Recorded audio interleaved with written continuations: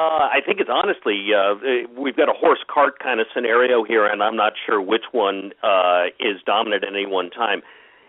NXT is doing something well right now, and they're stumbling into it as opposed to going into it, perhaps with this great, business plan. Because, again, I've been in conversations. Samoa Joe was working with me as he went to them, and for example, the deals that NXT did prior to him for Prince Devitt and for El Generico and for the other people they were taking from the Indies or from Ring of Honor or from overseas, the thought process when they signed those people changed dramatically when they then evaluated Samoa Joe. And when they did Joe had 3 or 4 deals change over a 2 to 3 week period as they continue to evaluate, okay, what are we really trying to do here, and what's our goal for NXT?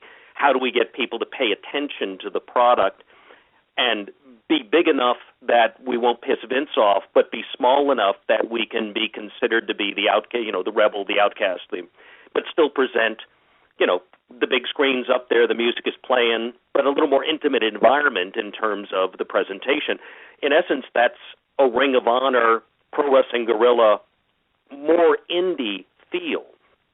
So NXT started from, we're going to be like those guys and yet not be offensive to the WWE product, but be different enough that we can be the cool kid, and that's what they've become, where simultaneously Ring of Honor, that was the cool kid, is now trying through good business decisions to become a bigger and more substantial player while not losing the cool kid status.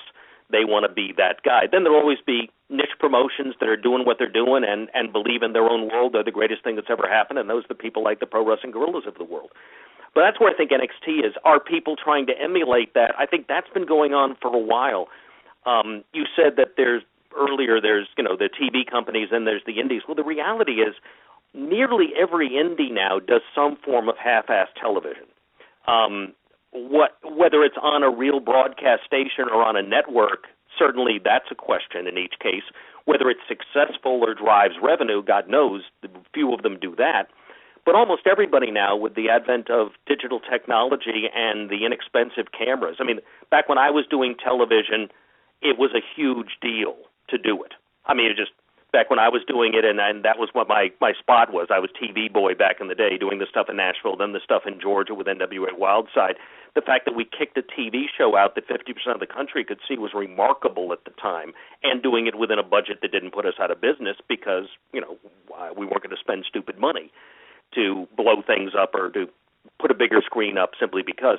Now more and more people are focusing on their presentation. If you look at and overseas even more dramatically, but more often than not, the indie companies that are drawing hundreds have the big projection screen, are doing full music video intros for their guys, are trying to run vignettes. They're all trying to emulate a hybrid of what WWE does, what TNA has been doing, what WCW did in the past, what Ring of Honor does, and, the NXT. So, yeah, there is a little bit of that.